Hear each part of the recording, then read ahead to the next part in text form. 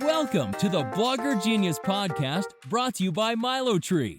Here's your host, Jillian Leslie. Hello, my friends. Welcome back to the Blogger Genius Podcast. I'm your host, Jillian Leslie. I am a blogger and a serial entrepreneur. So I build businesses with my husband, David. We started in 2009 with Catch My Party, which is still growing and going strong. If you need party ideas, head over there.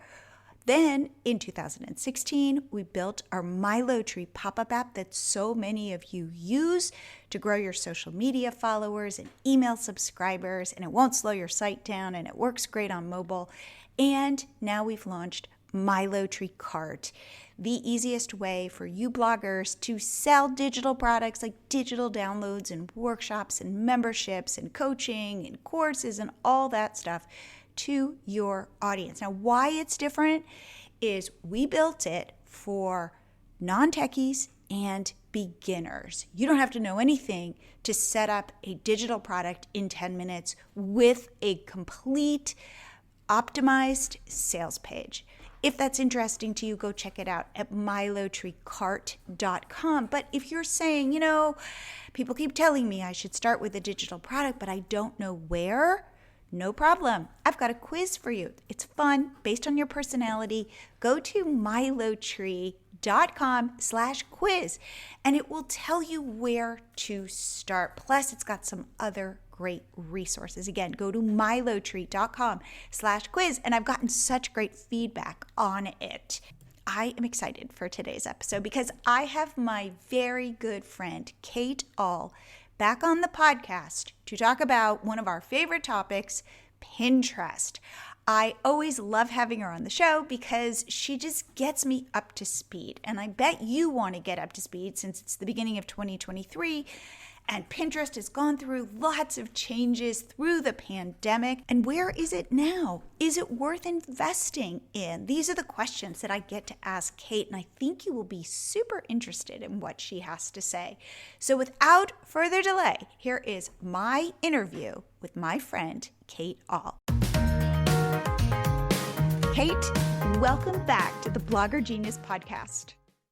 Thanks so much for having me here again. I'm so excited to chat with you. Now, I was just saying that I need to do this, not just for the audience's sake, but for my own sake, because I feel like I always have to check in with you because you are my quintessential Pinterest expert. Well, I'm happy to be that for you. I definitely spend all of my days thinking about Pinterest.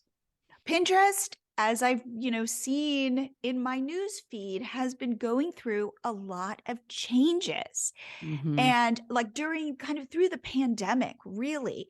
And I know their CEO stepped down. I know they're thinking about creators in new ways. So could you just kind of catch us up to where we are today with Pinterest and where people can use it effectively in their businesses? Yeah, there's been so much. So if we kind of level set with 2020 pandemic starts, Pinterest gets this huge boom. They double in users. They just have this amazing surge. And then as the world starts to open again, you see this loss of users, kind of this settling start to happen, people using it less. I imagine people were opening it to figure out how to make sourdough bread or whatever it is, right? And so then you go into this time where Pinterest says, okay, we want to capture short form video. They introduce idea pins. They really try to rally this thing of keeping people on the platform longer. Right about the same time, they also introduced the verified merchant program, which helps e-commerce sellers. So they know a few things at this point. One, people don't stick around on the platform, but two, Pinterest is a great informer of future purchases. And so how can they pull those things closer in? And so they get the buyer quicker and they keep the people longer. So wait, okay. Can I stop you for 1 second? Yeah, okay, so let's absolutely. Give an example, right? So as you know, we just did our kitchen. So let's say, would it be I want ideas for kitchen sinks? Correct. Exactly. But you are planning it 3 to 6 months before you actually buy the kitchen sink. And you're most likely pinning at least 10 to 20 of them because you want to visualize them. You want to see where they're at in a kitchen. You want to see them up close. And so people are definitely backing up saying, this is what I want, but then purchasing later.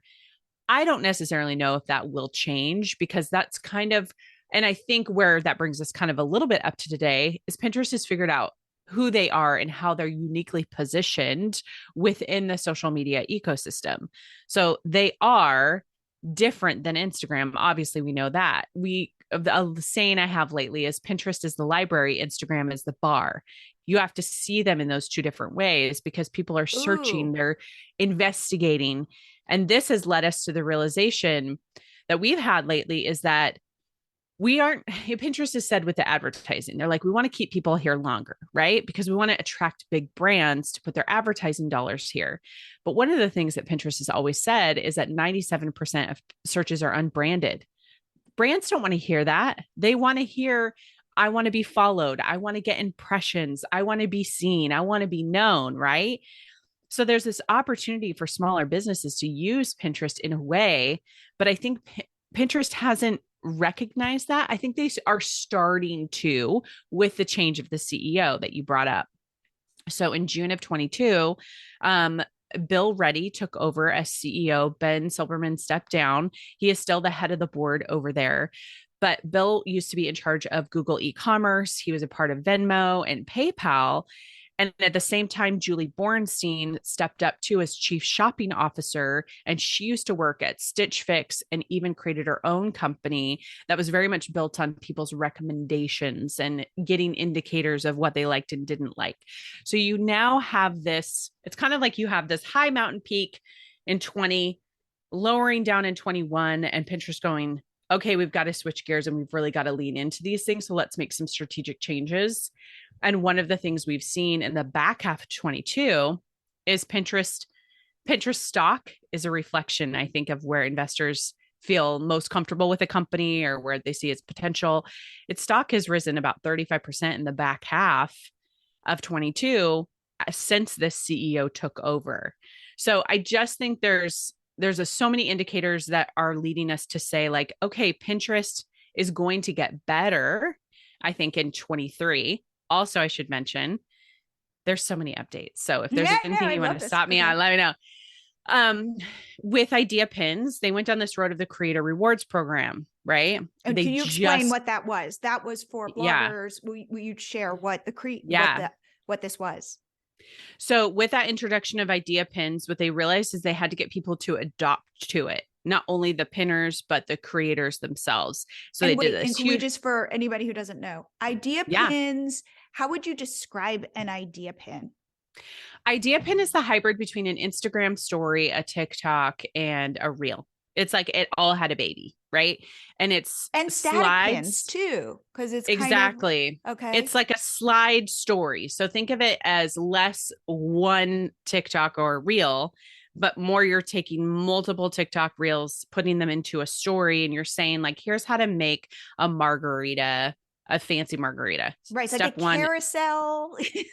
Yeah, I know. Exactly. It's a hybrid, but it's very much centered around how to do something and less about your life, more back to it's not the bar, it's the library. I want to pull out and look at 4 pages and see, oh, that's how I do something. But it didn't have a link. So It's like, da, da, da, you know, again, to try to keep people around longer, we get it.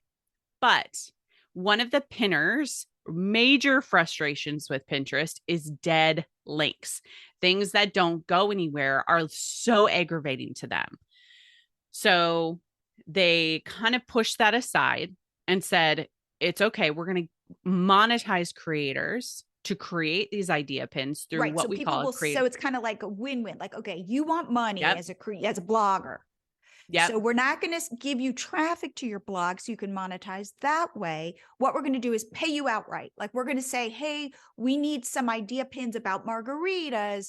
If you make one and you upload it and you get enough views, we'll pay you. Is that right? Yes, correct. Okay. It was very popular in the beginning. Obviously, with any program, I think everybody needs to know this. Whether it's a social media platform that's new or a program, the beginning's always going to be the best. And everybody's going to have stories. Totally. They're going to be like, it was amazing. It's always going to be amazing. And then it slowly starts to get less and less and less. Yes. Yeah. So come up to November of 22 this year, Pinterest said, we have had a year of creator rewards program, not even a year, maybe a year. We're just going to discontinue it and we're going to give you links on idea pins. And so that will be rolled out in 23. So we still have idea pins, but now we have links and they're not live yet. It's not. There are some accounts that have them. We knew they were testing it back in 22 because we saw some of the newer accounts that would get on Pinterest had them already. Okay. So we were definitely aware that they were going to be coming down the pike. But I envision probably within late January, early February, it'll start to roll out to everybody. That's usually when things happen. And when it does, you're going to get some glitches on the platform, which is totally normal whenever Pinterest does this. So now, here's where we are. Okay. As my Pinterest expert, what is your expert narrative or thought about the creator fund going away? Did it piss off creators? Is this an ultimate net positive or net negative? I think net positive, but I tend to be glass half full. But I would say one, the creator rewards program had a lot of frustrations for people. Some people could participate, some people couldn't.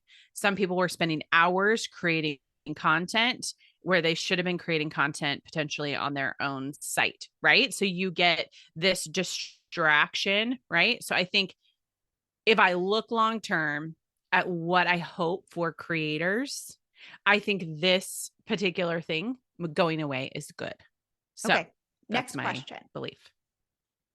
Pinterest really got its footing, I think, with creators. Food bloggers, for example, is like a huge, it was like shoes and weddings. I mean, it was all of that stuff. But if you were just a blogger like us with Catch My Party, we still get a lot of traffic from Pinterest. Yeah. But then what you're telling me is they're pivoting toward retail, toward e-commerce. So how, and that they're hiring people like the CEO who are all about e-commerce. So they're trying to attract, say, Home Depot, Macy's. Mm-hmm. However, I'm a food blogger or a DIY blogger or a party blogger. How do you, again, being the Pinterest, knowledge bank, how do you parse that? Like, who is Pinterest for? Who's going to benefit? Is it still a play for bloggers, for Etsy sellers, for Home Depot? Like, how are they thinking about it? And how are you thinking about it? Yeah, I would say I see them less caring about the Home Depot and Macy's and more merging towards, like, we see partnerships with Shopify. We see partnerships with WooCommerce. We see them very much invested in a smaller seller. So I would say, given the background that he has in Google Commerce and Venmo, he is thinking a little bit more granular on those Etsy sellers, on those people that are selling. I don't necessarily know. Obviously, that's not been said because he's not going to say, I don't want you, Home Depot. He's probably going to say, I want all your money, Home Depot. But I think there's a return to that a little bit and like a recalibration back to who they were. So I think we saw a lot of loss of traffic in 22. I did for me, like my Pinterest traffic cut in half, but it's still my number one social traffic driver. So I would take it 100 times out of 100 over what I get from Instagram or Facebook any day, right? But I wonder if it will increase with the idea pin links. We don't know if those are going to be, you're going to be able to edit them to go back to the old ones, but I think you will start to see that. I think the other thing is that Pinterest allows digital and physical products to be hosted, whereas Facebook and Instagram don't allow digital.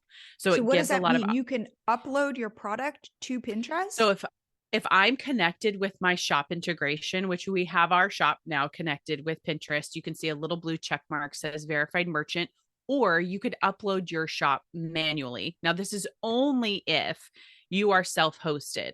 This does not work if you're an Etsy seller or a TPT seller. You really have to have the checkout hosted on your site. Mm-hmm. So if you get your shop connected, then you have a PDF. I can upload that as a shop listing onto Pinterest and you can see that PDF. I can't do that with Instagram or with Facebook. And so what I like about Pinterest e-commerce is it is friendly to both. So if somebody has a meal plan, that's a PDF. If somebody has a budgeting calendar, whatever What it if is. that link, if I'm selling it on my website, like as a link? So it's not Describe.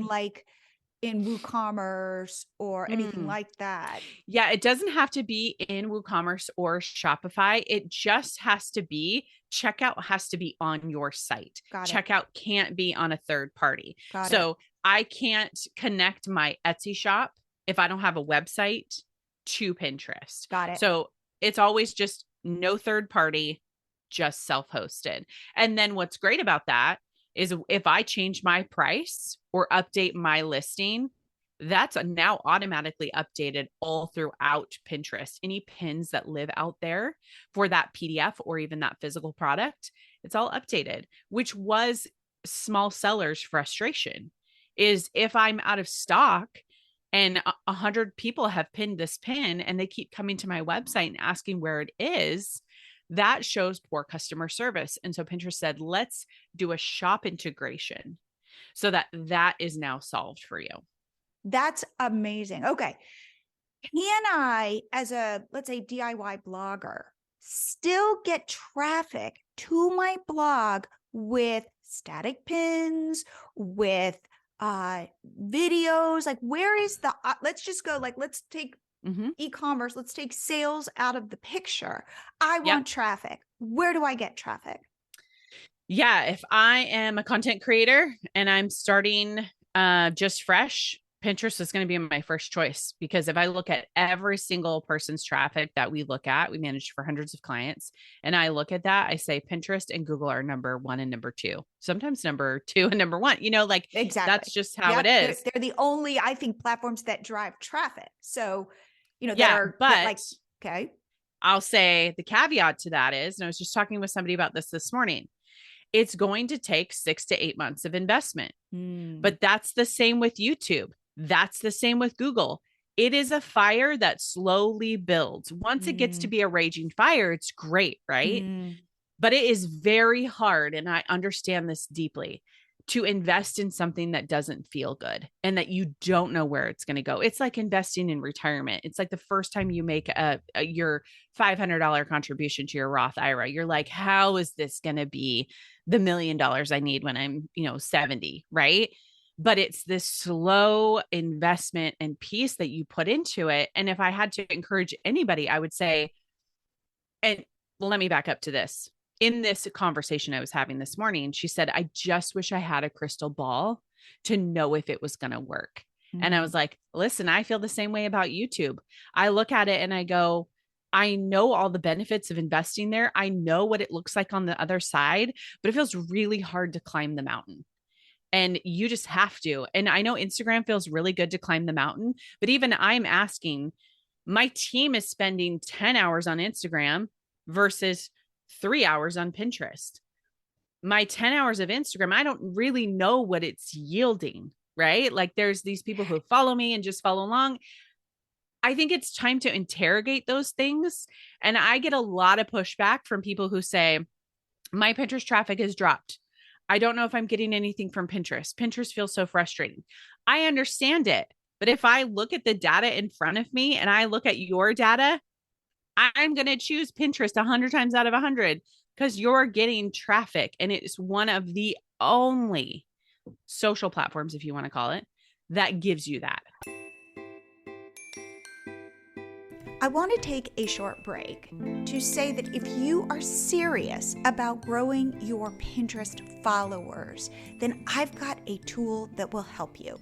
It is called MiloTree. It is our pop-up app that we developed. What it does is it lives on your blog. We've got a WordPress plugin, or you can install it with one line of code, and it pops up when somebody comes to visit and says, follow me on Pinterest. Now, we have optimized it like crazy. You can also use it to grow followers on TikTok and Instagram and Facebook and YouTube and grow your email subscribers. But we have used it on Catch My Party for years. And now we have 1.6 million followers on Pinterest. We grew it with are pop-up. Do followers matter on Pinterest? Yes, they do, because it is a signal, a strong signal to the algorithm that your account matters. We've optimized MiloTree for site speed. It plays so well with Google.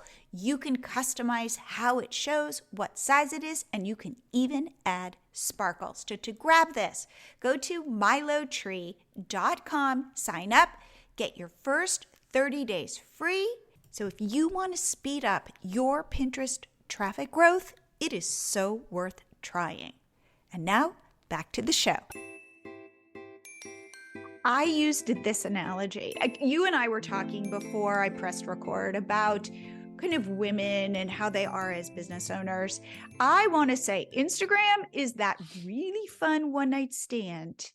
And Pinterest is that boyfriend or husband who's going to show up for you, who might not be as like fun when you're drunk, when you have like, totally like beer goggles on, but is like reliable and is going to pick up the kids on time. And at the end of the day, who do you want? But I do feel like we as women want validation. So if all of a sudden I'm getting like likes and follows and it's immediate, and I put it up and I can check it in an hour and see how well I did, I feel like it taps into this reptilian part of our brains. A great book that I read last year was Content Inc. by Joe Pulizzi. I really love him. I actually speaking at his conference, Creator Economy Expo in May. And I love the saying that he has, which is, don't build on rented land. You can leverage rented land, but build on your own land because that's your thing, and use those things to bring them into the ecosystem. So I guess, interrogating that more and more and saying, okay, can Instagram, I think there are, I want to say this because I know there's people who are great on Instagram and they do make a lot of money, even on sponsored content or other things like that. There are very few people. I'm a heavy Instagram user. I have a personal account that I spend most of my time on. Then we have our Simple Pin.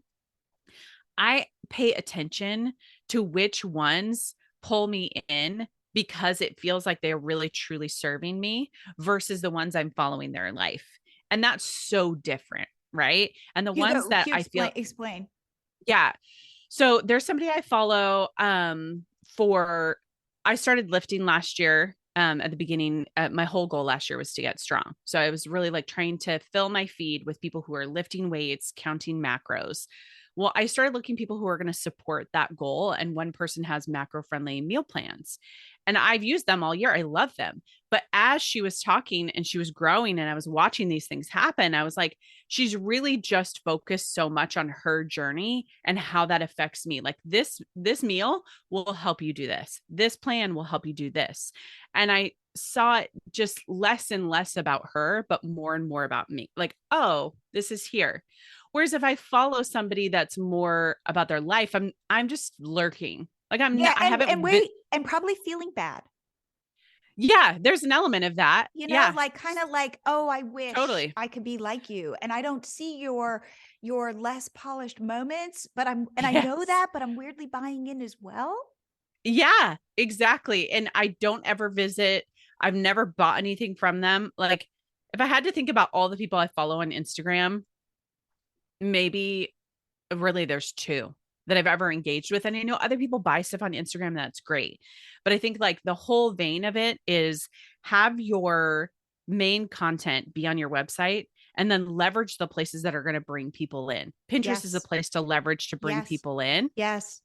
And it's going to take a while. It's not going to feel good. I'm not going to tell you that it's going to feel great, but I'm going to tell you can take static pins. And now when idea pins change to links, you don't have another way to get it. So it's like diversifying the type of format on Pinterest to tell a little bit of a different story to bring them in. Video, I think will just kind of get absorbed into the idea pins and the regular standard pins. So we've been noodling on that a little bit lately. Like, do we tell people to create video? You can. People did that because it linked, but I actually think we'll see idea pins and video kind of merge into one format. So and then obviously Pinterest ads. If I have limited amount of time and I want the biggest bang for my buck, which is traffic, and then Yep. maybe traffic with sales, I should be doing, let's say, static pins right now for Yep. biggest bang for my buck. Yep. And that I Yep. could get traffic for them, but I need to do best practices, keywords, and all of that stuff to optimize my pins.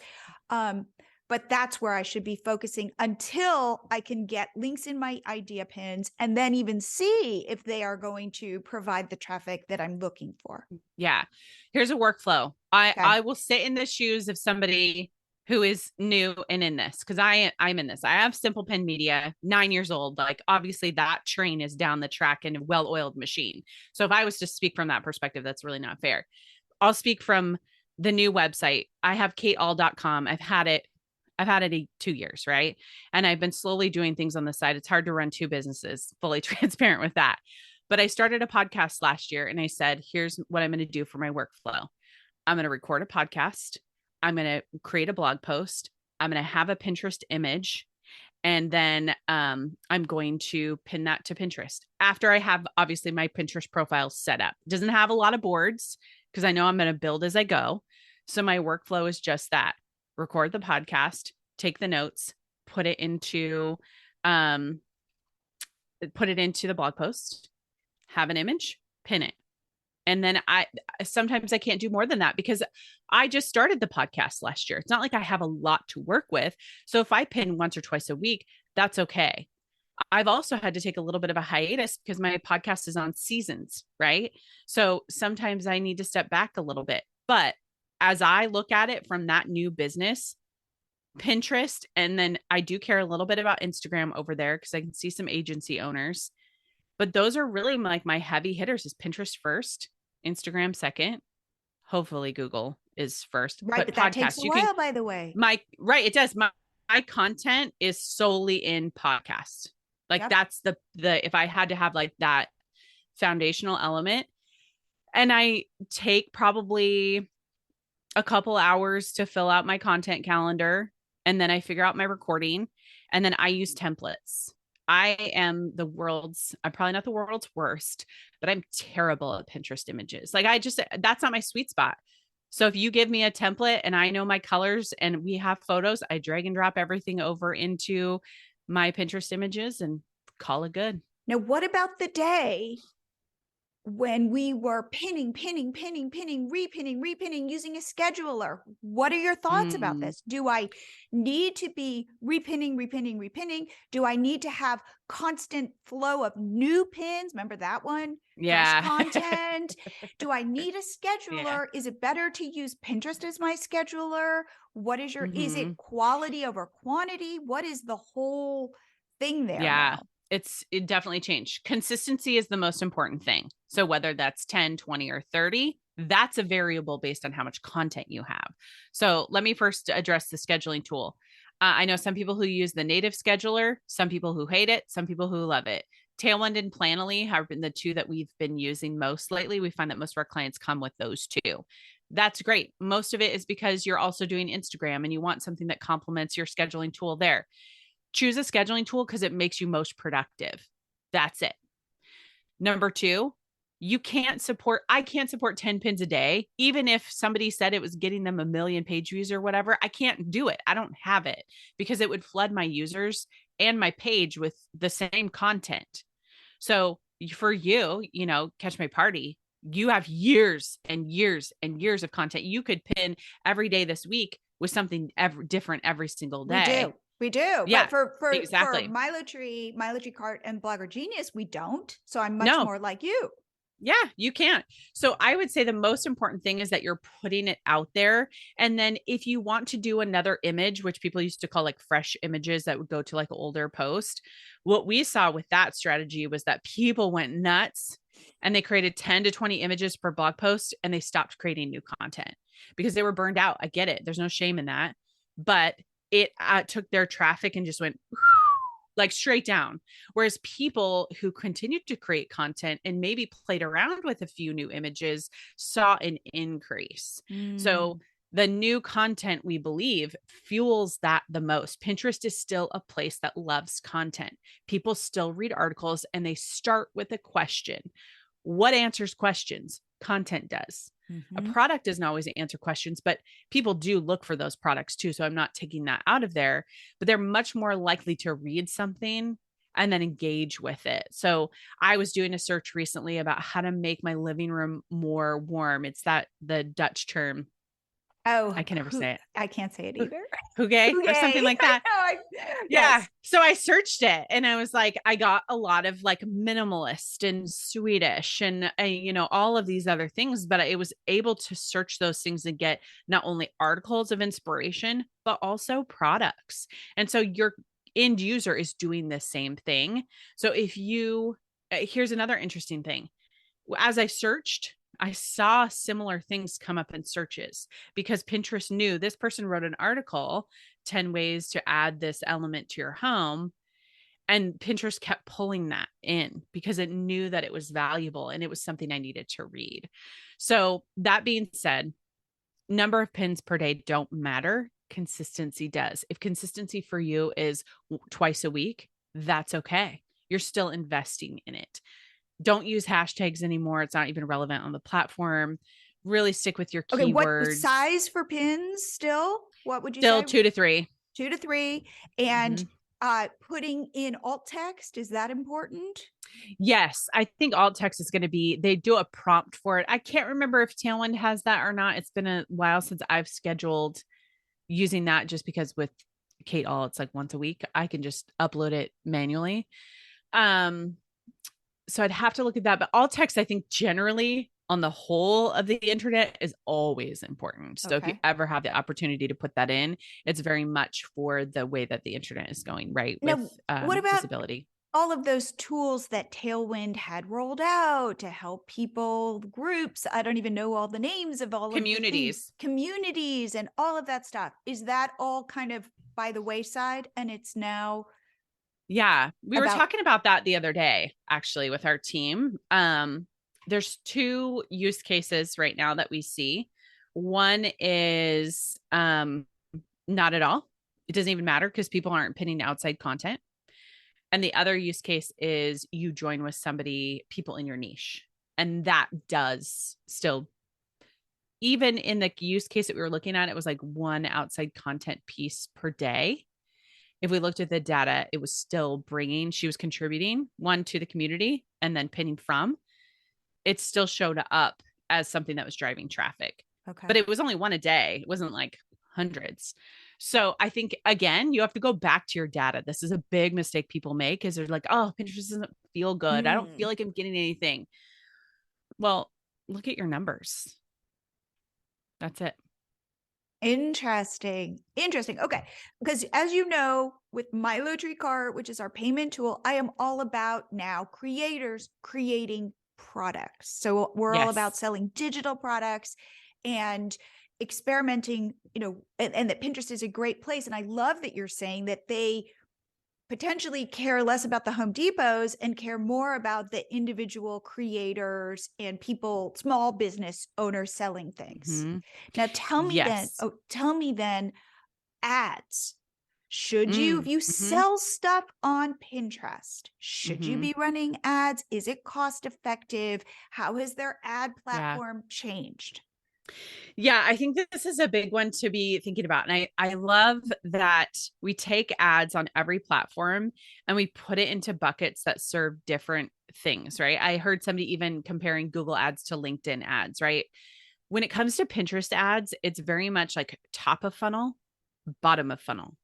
You can't really get that middle like warm up piece there. It's either like I'm introducing you to the product or you already know about it and we're going to buy it, right? So when you look at it that way and you decide what your conversions are going to be, you set yourself up to say like, I'm going to spend this much money. It's going to look different than Facebook. And it's a completely different beast. And a lot of people compare Facebook to Pinterest ads and say, I'm getting a better return on Facebook ads. Of course, it's a different platform. People work differently over there. So I would say Pinterest ads are worth it if you know exactly who you're targeting, you are willing to give it 6 months, and you are okay testing and working on your funnel. Because a lot of people think I can throw ad dollars behind a broken funnel. It's not going to fix the funnel, right? Okay. You need to know I'm only going to work on Pinterest ads for top of funnel. I'm going Okay, to so work let's on talk email. about just what that means. Because Yeah. again, New people, new your cold. funnel is the kind of journey your customer goes through to purchase. And remember, at the top of the funnel, it's much wider. Lots of people maybe know about you, but then a smaller number is going to keep getting narrower and narrower. And then people who purchase end up down through the funnel. So top of Yes. funnel is people have to know about you. Mm-hmm. And Well, top of funnel is on Pinterest cold. They right, don't know meaning you. they don't know about you. Yeah. The difference is they learn about you is really that's top of funnel. I don't know Correct. who you are. I don't know what I don't know, but I'm looking for something and I go, oh, Mm-hmm. Kate All is selling all Mm-hmm. these Pinterest tools, like all these Pinterest Yeah. courses and stuff. Oh, cool. But I didn't know who Kate All was, before I got to Mm-hmm. Pinterest. So that is top of funnel. And then what you're saying is, but then you got to kind of warm them up and be like, hey, I'm this person and I really care about you and I understand what you're trying to achieve and hopefully I can help you do that. That's like warming them up. And then bottom of the funnel is, are they purchasing or not? And you hope they purchase. Mm-hmm. You're saying Pinterest is good, Yes. top of funnel, bottom of funnel. Top of funnel, how do you recommend you advertise your product? Yeah. So one of the ways that we do it right now, especially for Pinterest ads, which is interesting, is that we look That's so at meta, like, by the way. I know, right? We love to do a lot of testing on it, right? So we look at like targeting people with like, are you investing in Pinterest ads? Something with that question. And then like, here's a checklist to get you started. It's that awareness piece of somebody who's asking about Pinterest ads. Let's take the example of we've worked with jewelers, we've worked with food. People at that top are looking for either new recipes or maybe a new brand. My ads director tells the story about jeans. She's like, I was first introduced to a pair of jeans on Pinterest when I was searching for, wide leg jeans or something like that. I came across an ad. I see the jean and maybe there's like a great headline of like the last jean you'll ever need to buy or something like that. And now I go to their website and I get to know them. I'm not quite ready to buy. But then maybe a couple weeks later, I see a sale offer on these particular jeans. I already have on their website. Like I've joined their email list. Where am I getting that second touch? Yeah. So it could be that second touch could be a retargeting ad because now I know you exactly. Now I know you visited and now I know you're aware. So I can pitch you something and you're not going, where did this come from? Like, I don't even know this business, right? Because they know I visited the website. So let's say somebody comes to our website to learn about Pinterest ads. I can come back around and say, hey, did you want this checklist? Or do you want to go deeper with Pinterest ads? It's not weird, but it makes a connection, right? Whereas a lot of what we do organically is in the middle there and even a little bit top and middle, right? Because we don't know where we're entering into people's questions or journeys on Pinterest, right? And so you have this opportunity to fill in the gaps here. Another example would be one of our custom handmade tile companies. They know that people don't know how to pick out samples for tile. So they could run a Pinterest ad that says, here's your guide to picking out tile. That's it. Right. And then they go, oh, here's Julep Tile. This is so amazing. Like, I didn't even know this company existed. I'm going to sign up for their email list. So now the ad is run to that conversion of just getting them on their list because she knows she's not going to sell a $3,000 order off of Pinterest. So she's not even going to do that bottom of the funnel ad. Yeah. She's just going to do the top. Right. Yep. Now she wants to get them on the phone. But you are saying though, it is good for that final purchase. Yes, it can be good for that final purchase too, especially if people have seen your like the retargeting, right? Okay. Because then it shows up in the feed in a new way. Yep. And the great thing about Pinterest ads, I even get tricked. I don't know that they're ads sometimes because people don't read. They're only looking at the image.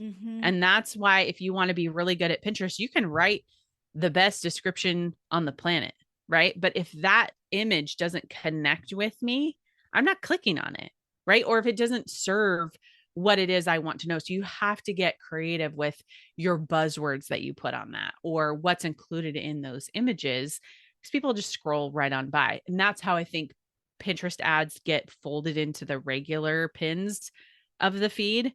And when I click, I'm like, oh, that was an ad. Well, it's because I'm scrolling through so fast. I didn't see it. But if it provides value, so if it provides value, then you're not going, oh, like they tricked me. You're like, oh, this Yes. is good. I like Yeah. it. So you're saying, from what I think I hear, Yeah. especially if you wanted to say, grow your email list in Mhm. order, by the way, to get sales for your products, Pinterest is a really good place to be. Yeah, absolutely. And test out Pinterest ads. We have a membership, the Simple Pin Ad Society. When it comes to ads, you have to have a learning time to set up. The ad itself needs about 2 to 4 weeks to warm up the pixel. That's different than any other types. And then you do changes and tweaks and all those kinds of things.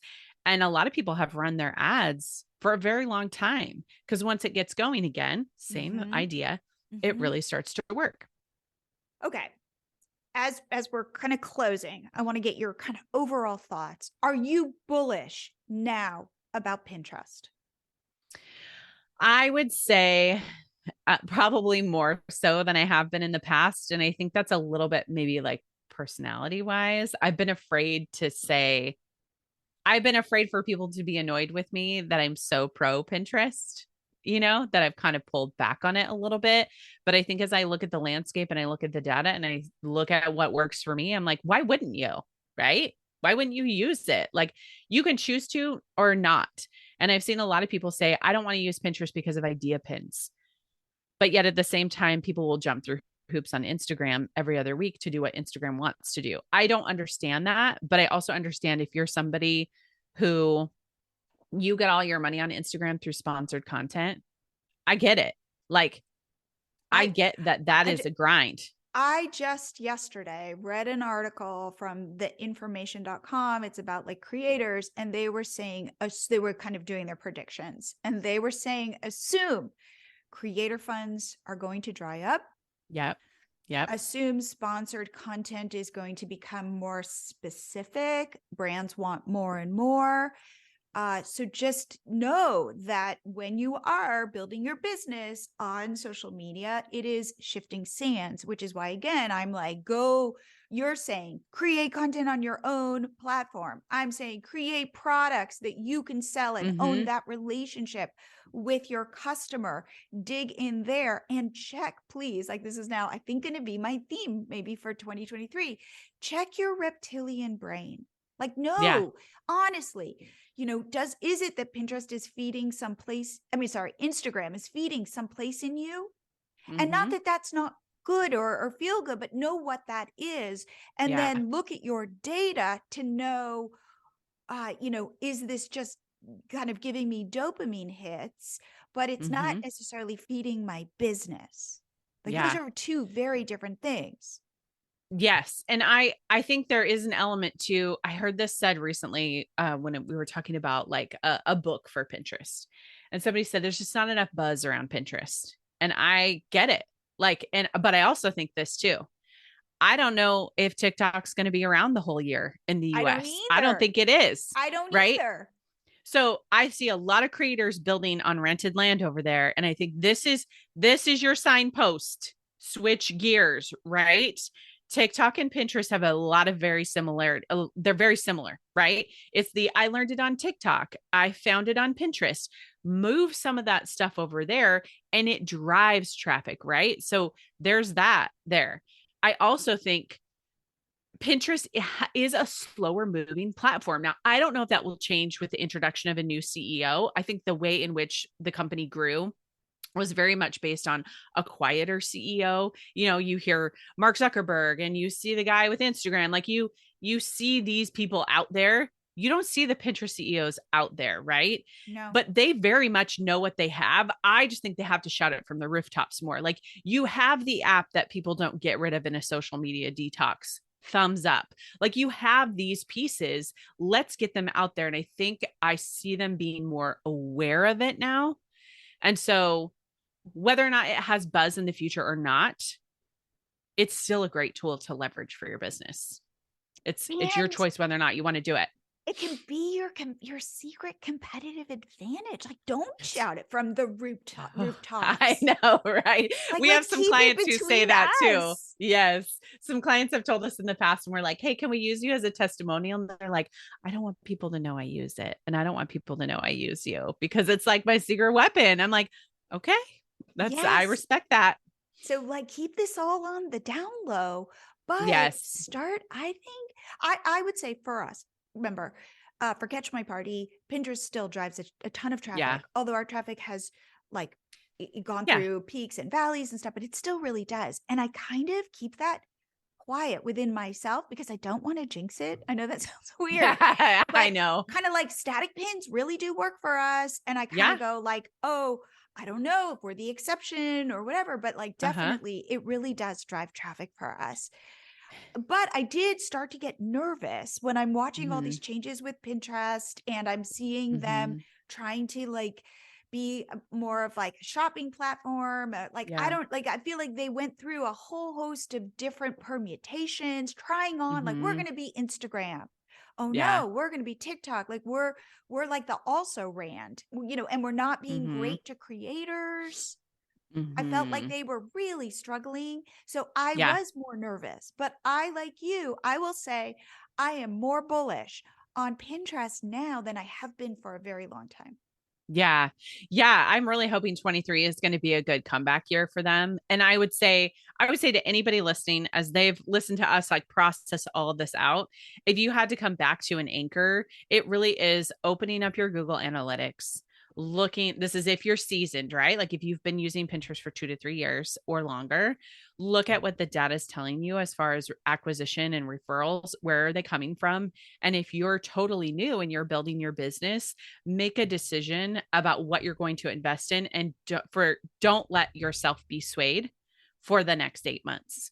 Hold to that. And I know it's going to be hard, and I know it's going to feel like it's not doing anything, but I really think that any platform, right? If you're going to choose YouTube, if you're going to choose LinkedIn, you can't just get on it and have immediate success. I know those stories are out there, but we are long past that, right? And we're in a very new environment where you're connecting with your consumers in a new way.